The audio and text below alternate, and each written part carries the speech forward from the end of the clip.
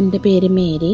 എനിക്ക് ഈ 4 ദിവസം വായിക്കാൻ പറ്റുമെന്ന് തന്നെ ഞാൻ വിചാരിച്ചില്ല.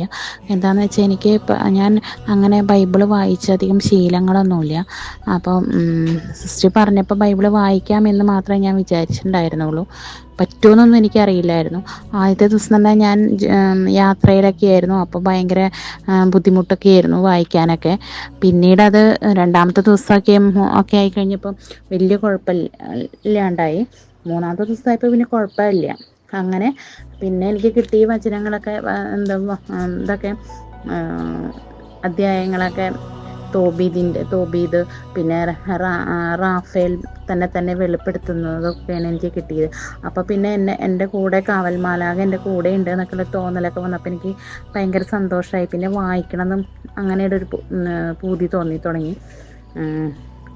അങ്ങനെ ഇപ്പോൾ ബൈബിള് വായിക്കാൻ ഭയങ്കര ഇൻട്രസ്റ്റൊക്കെയാണ്. ഇപ്പോൾ പ്രാർത്ഥിക്കാനും അങ്ങനെയൊക്കെ. അപ്പം ഇതൊക്കെ എനിക്ക് അങ്ങനെയുള്ള ഒരു ഇൻട്രസ്റ്റൊക്കെ ആക്കി തന്ന യേശുവിനോടും എല്ലാവരോടും ഞാൻ നന്ദി പറയണം.